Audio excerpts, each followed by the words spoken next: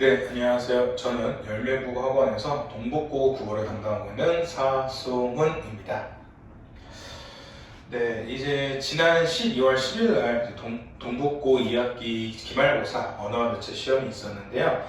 그래서 이제 기말고사 시험이 다 마무리되었고, 이제 많은 학생들이 이제 마지막 3학년 내신 시험을 앞두면서 겨울 방학을 앞두고 있는데, 일단 2학년의 마지막 시험이었던 2학기 기말고사 시험은 어떻게 출제되었고, 앞으로 이제 남아있는 두 번의 시험, 3학년 1학기 중간고사와 기말고사 시험은 어떻게 나올지에 대해서 간략하게 설명드리도록 하겠습니다. 네, 우선 예상 등급컷부터 봐주시면요. 네, 일단 지난 2학기 중간고사 시험 자체의 등급컷이 좀 많이 낮았습니다. 시험 자체의 난이도는 그렇게 크게 어렵지 않았고 정말 쉬운 난이도였었는데도 1등급 컷이 86점에서 87점이었던 아무래도 언어 매체라는 문법이라는 그 개념 때문에 많은 학생들이 좀 부담감을 갖고, 그 다음에 몇몇 학생들은 언어 매체, 문법이라는 얘기에 좀 내신 관리를 포기하는 학생들이 있다 보니까 등급 컷이 이렇게 좀 낮았던 걸로서 예상할 수 있었는데요. 일단 이번 2학기 기말고사 같은 경우에는 지난 중간고사보다는 등급컷이 올라갈 것을 예상하고 있습니다. 그러니까 2학기 기말고사 자체의 등급컷만 보신다면 88점에서 89점으로 1, 2점 정도는 이제 높아질 것을 예상하고 있는데요. 이걸 보고 2학기 중간고사보다 더 쉬웠던 시험이었냐? 네, 그건 아니었습니다. 2학기 기말고사 시험은 2학기 중간고사보다 시험 범위도, 시험 범위에 있는 개념 자체도 난이도가 어려웠었고요. 문제 자체도 조금 심화된 개념을 이제 활용하는 게 있었기 때문에 조금 더 어려웠었지만, 이 등급컷 자체는 올라갈 것으로 보이는데, 원래 이게 정상 등급컷입니다. 언어 매체가 시험 범위에 들어가게 되면 보통 1등급 컷이 88점에서 89점, 조금 높을 경우는 90점대 형성이 되는데요. 이건 아마 지금 보통 아이들이 2학기 중간고사 문법 시험을 보고 역시 문법 너무 어렵네 라고 하면서 2학기 기말고사를 더 포기하는 학생들이 이제 생기는 게 보통 동북고 2학년 2학기 흐름이었는데요.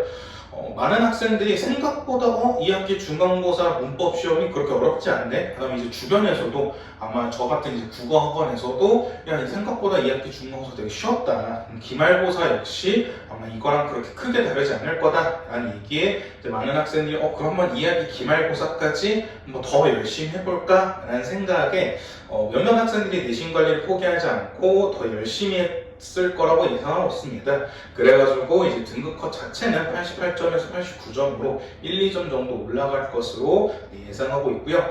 그래서 아무래도 2학기 이제 전체 내신 시험 산출에서는 2학기 중간고사의 성적이 매우 중요할 것으로 보입니다. 왜냐하면 기말고사 자체는 이제 거의 다 모든 아이들이 다 같이 열심히 하면서 성적도 나쁘지 않게 다 받았을 텐데 2학기 중간고사는 그렇지 않았었기 때문에 오히려 2학기 중간고사의 성적이 2학기의 전체 내신 성적 결정에 좀 중요한 요소가 될 것으로 예상하고 있고요.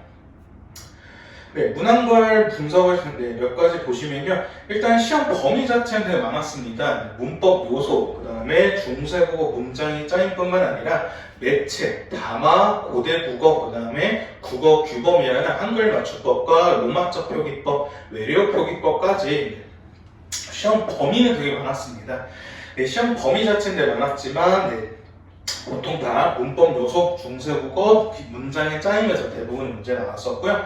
방금 말씀드린 국어 규범, 한글 맞춤법이라든지 로마자 표기법, 매체, 담화 같은 경우는 거의 한 문제씩만 출제되었었기 때문에 문제 전체의 비중에서는 되게 적었지만 학생들 입장에서는 갑자기 좀 시험 범위가 많아졌다 보니까 좀 부담감을 가졌을 수도 있지 않았을까라고 예상할 수 있겠고요.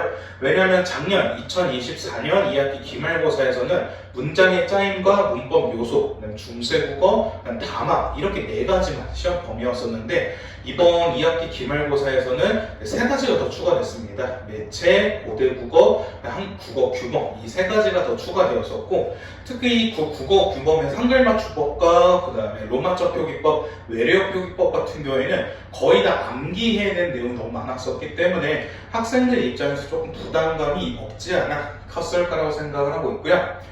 문항별 분석을 보시면 최고 난이도 문제로는 객관식 13번 문제와 17번 문제였었는데요. 각각 문법 요소와 중세국어에서 나왔던 문제였었는데 근데 두 문제에다 요구하는 개념 자체는 똑같았습니다. 13번, 17번 문제 모두 높임 표현과 관련된 문제였었는데요. 대신 이제 제시문을 준 다음에 그 제시문에서 올바른 대상을 높이고 있는지, 그 다음에 그 대상을 높이기 위해서 올바른 높임 표현을 또 사용하고 있었는지, 그걸 이제 다 분석하는 게 아무래도 학생들 입장에서는 부담도 되고, 그다음에 시간도 좀 부족했을 거라 생각하기 때문에 최고 난이도 문항으로 13번과 17번 문제가 있었고요. 1등급 결정 문항으로는 객관식 10번 문제와 16번, 그 다음에 서답형 1번 문제가 있었습니다. 우선 서답형 1번 문제 같은 경우에는 담화 파트에서 문제가 나왔었는데요. 담화 파트에 대해서 이제 개념, 그러니까 담화가 무엇이고 발화가 무엇인 그 개념에 대해서 빈칸을 뚫어놓고 그 빈칸을 채우는 문제가 나왔었는데, 보통 이제 담화 혹은 발화 여기에 빈칸을 뚫어놓는데, 이번엔 이제 담화의 개념인 기억하고 구조체에 대해서 빈칸을 채워야 되는 게 있었기 때문에 학생들 입장에서 그 구조체란 말 자체를 조금 놓칠 수 있었어가지고 아마 조금 부담이 되지 않았을까라는 생각을 할 수 있었고요. 10번 문제와 16번 문제 모두 10번 문제 같은 경우에는 모의고사 변형 문제였었는데요. 이건 학교 프린트에서 풀 수 있었던 문제였습니다. 그래서 학교 프린트 문제를 꼼꼼하게 풀고 학습했던 학생이라면 크게 어렵지 않게 풀 수 있었을 텐데, 보통 이제 3등급, 4등급 중위권 학생들 같은 경우에는 학교 프린트 학습을 좀 소홀하게 하는 학생들이 있어서 아마 1등급을 받기 위해서는 1, 2등급을 받기 위해서라면 학교 프린트에서 나왔던 변형 문제인 10번 문제 정도는 맞췄어야 된다고 생각하고요. 16번 문제 같은 경우에는 중세 국어의 시제 표현 문제였었는데요. 이 시제 표현에 대한 개념을 보통 이제 보기, 제시문에 준 다음에 그에 맞춰서 문제를 풀어라 라는 게 보통 중세 국어의 시제 표현 문제인데, 이 문제 같은 경우에 그러한 시제 표현에 대한 제시문이 없었습니다. 그래서 중세 국어에 대한 시제 표현에 대한 개념을 좀 암기하고 있었어야 문제를 풀 수 있었어가지고 아마 1등급 결정 문항으로는 이 16번 문제도 중요하게 작용했을 거라고 볼 수 있겠고요. 그래서 2학기 중간고사보다 조금 어려웠습니다. 근데 대신에 이제 많은 학생들이 더 열심히 하는 분위기였다 보니까 그 등급과 자체는 조금 더 높아졌을 것이다 라고 예상할 수 있겠고요. 그래서 간단하게 총평을 두 가지로 내가 말씀을 드리면, 일단 출제 경향 같은 경우에는 방금 말씀드렸던 것처럼 좀 2학기 중간고사보다는 좀 높을 등급 컷을 예상하고 있고요. 그 다음에 매체, 담화, 국어, 규범 등에서 문제가 출제되었었기 때문에 학생들의 입장에서는 시험 범위 공부, 학습에 대해서 좀 부담감이 있었을 거다라고 말씀드릴 수 있겠고, 그 다음에 문제 출제 경향 같은 경우에는 2학기 중간고사랑 비슷했습니다. 고난이도 혹은 지역적인 문제를 출제하기보다는 그냥 단순 개념을 확인할 문제나 혹은 학생들의 실수를 유발할 문제, 앞서 말씀드렸던 최고 난이도 문항이었던 13번, 17번 문제 모두 높임 표현이라는 개념 자체는 어렵지 않습니다. 근데 대신에 올바른 대상을 높이고 있는지, 그 대상을 높이기 위해서 올바른 높임 표현을 또 사용하고 있는지, 그걸 이제 하나하나 확인했어야 되는 거기 때문에 그 부분에서 아마 실수가 있었을 수도 있었기 때문에 이런 실수를 유발하는 문제가 대부분 출제되었었고요. 그 다음에 앞서 말씀드렸던 좀 예상보다 적었던 업무의 포기 학생들을 볼 수 있습니다. 그러니까 보통 작년은 더 심했습니다. 작년에는 2학기 중간고사 시험 자체가 좀 까다로웠었기 때문에 2학기 중간고사 끝나고 기말고사 대비하면서 학생들이 좀 내신 관리를 많이 포기하는 게 좀 컸었는데, 또 올해는 오히려 반대로 2학기 중간고사가 생각보다 쉽네? 이 정도면 나도 좀 조금만 하면 할 수 있을 것 같은데? 라는 생각에 이제 학생들이 공부를 하다 보니까 그래서 1등급 컷 자체는 좀 높아졌고요. 그러니까 무엇보다 서답형 문제 3문제가 나왔었는데 너무 쉬웠습니다. 그러니까 정말 변별력이 하나도 없었던 문제였었기 때문에, 그래서 아마 이번 서답형 문제 같은 경우도 부분 점수도 있었어가지고, 그래서 아마 등급 결정에는 그렇게 큰 영향을 주지 못할 거라고 예상하고, 오히려 객관식 문제에서 똑같은 문제를 틀렸다 하더라도 그 배점이 중요할 것 같습니다. 그러니까 3.4점짜리 틀렸냐 혹은 3점짜리 틀렸냐에 따라서 좀 등급이 어찌 보면 결정될 수 있었기 때문에 좀 서답형 문제에서는 별별을 많이 적었다라는 거 체크할 수 있겠고요. 그 다음에 작년 2학기 기말고사와 달리 국어, 규법, 매체, 고대 국어에서 출제가 되면서 좀 학생들 입장에서는 부담감이 느껴졌을 거다라는 거 말씀드릴 수 있겠습니다. 네, 이제 마지막 3학년 내신 시험입니다. 네, 3학년 내신 마지막 두 번의 시험이 남았습니다. 이제 내년 1학기 중간고사, 기말고사 남았는데요. 근데 이제 저도 수업을 하면서 학생들한테 강조한 점이 뭐냐면, 올해 고3 애들이죠. 그러니까 이번 이제 27학년도 고3 학생들 같은 경우에는 좀 많이 불쌍합니다. 네, 좀 많이 불쌍한 게, 좀 이리저리 많이 치입니다. 또 이 27학년도 수능이 마지막 수능 체제이기 때문에, 그러니까 공통 과목과 선택 과목이 있는 마지막 수능 체제이기 때문에 아마 N수생이 좀 더 많을 거라 예상할 수 있고, 특히 이번 26학년도 수능 자체가 불수능이었고, 그 다음에 이제 국어, 영어뿐만 아니라 다른 과목에서도 좀 난이도가 많이 어려웠었기 때문에 혹시 뉴스 보신 분들은 아시겠지만 이번에 수시 전형에서 불합격된 학생들이 좀 많다라는 뉴스가 많았습니다. 이 수시 전형에서 불합격된 학생들 대부분이 정시 전형에서도 합격할 수 있겠지만 그 학생들 입장에서는 정시보다는 그래 이제 수능을 바뀌기 전에 한 번 더 마지막으로 도전해보자 라는 생각에 27학년도 수능까지 도전을 하는 좀 그런 흐름이 이어질 수 있는데 언제나 제가 학생들한테 얘기하는 게 수능은 확실하게 N수생이 좀 더 강점을 많이 보입니다. 왜냐하면 고3 현역 학생들 같은 경우에는 학교에서 내신 시험도 해야 되고 그다음 학교 여러 가지 수행평가든 이제 학교 생활로 인해서 수능 공부에만 100% 올인하기 힘든데 N수생이 이제 그런 게 없습니다. N수생은 정말 아침 7시, 8시부터 밤 10시, 11시까지 정말 100%다 올인 수능에만 올인하고 있기 때문에 아무래도 수능에서는 또 경험도 있고 그래서 N수생이 좀 강점을 볼 수밖에 없어서 이번 고3 애들은 27학년 고3 학생들은 좀 여기저기 많이 치이고 불리한 점이 많을 텐데요. 그래서 그 학생들한테 제가 이제 언제나 추천하는 거는 뭐였냐면 수시 전형이었습니다. 물론 정시 전형을 노리고 대학을 가는 것도 있겠지만 일단은 좀 안전하게 그래도 수시 전형에서 학종을 노려서 대학을 가는 게 제일 좀 현실적이고 안전한 방법이고요. 그다음 학생들 몇 명이 이제 수시 전형에서도 논술 전형을 얘기하는데 제가 미리 학생들한테 얘기한 게 논술 전형은 수시 전형이지만 수시 전형이 아니다 라고 얘기를 합니다.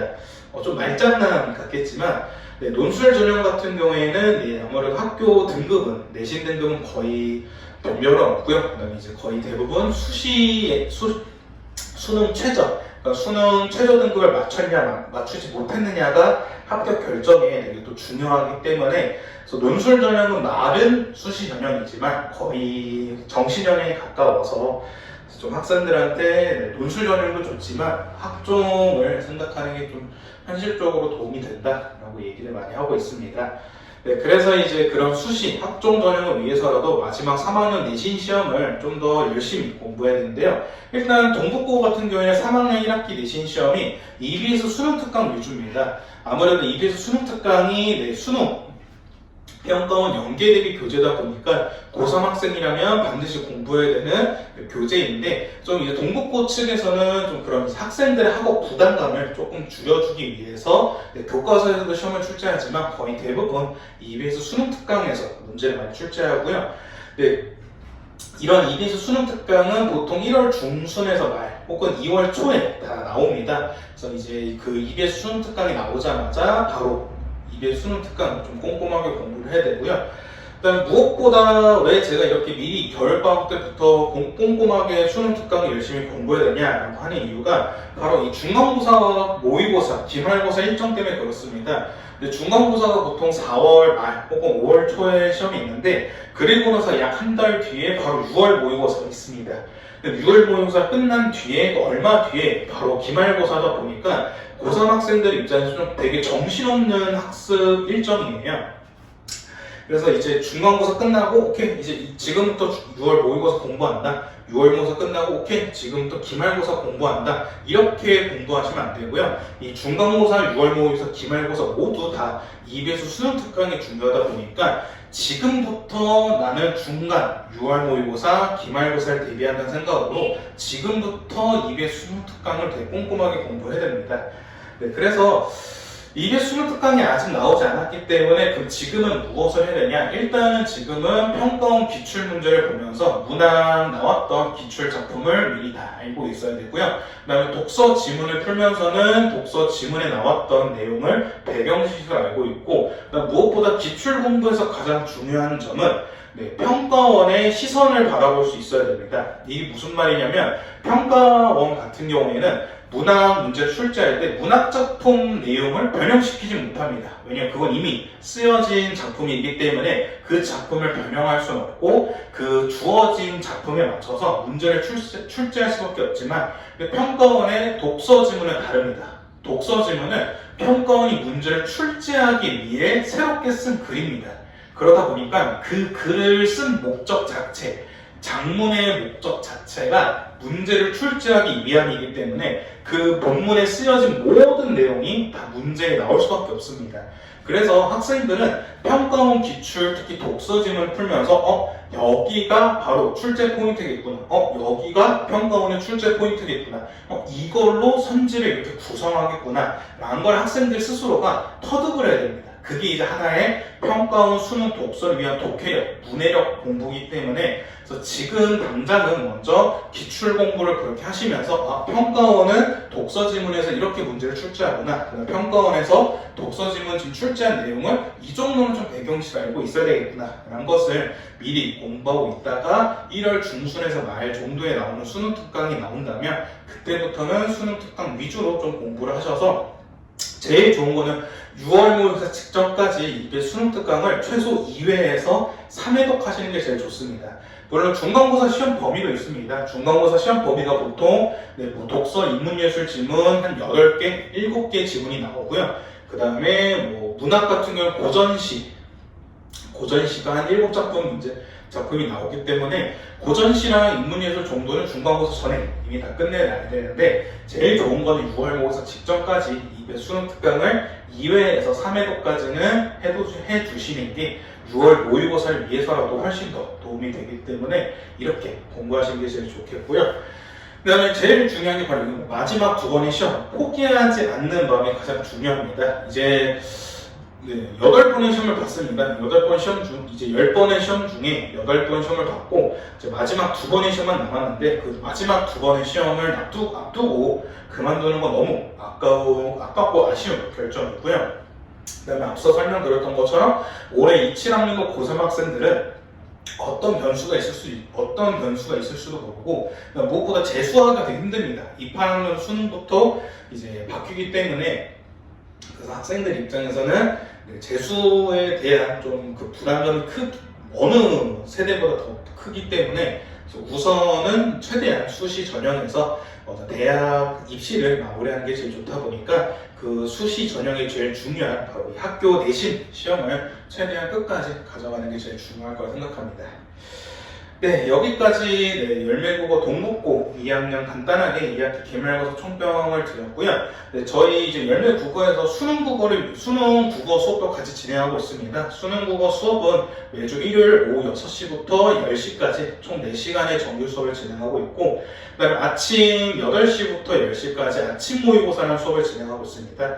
이건 이제 학생들의 실전 연습을 위해서 모의고사 풀이와 해설 수업을 같이 진행하고 있고요. 그 다음에 이렇게 일요일 정규 수업 외에 또 평일에 하루 정도 와서 1대1로 개별 클리닉 하는 수업을 또 진행하고 있습니다.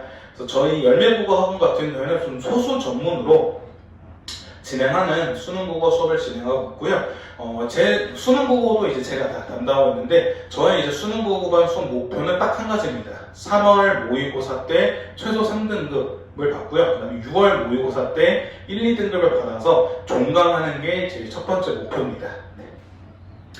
그래서 일단은 네, 좀 시간이 좀 짧아서 네, 뭐 간략하게 설명을 드렸었는데 혹시나 동북고 국어나 아니면 수능 국어에 대해서 궁금하신 점 있으시면 언제든지 네, 저희 학원으로 연락 주시면 바로 제가 상담 도와드리도록 하겠습니다.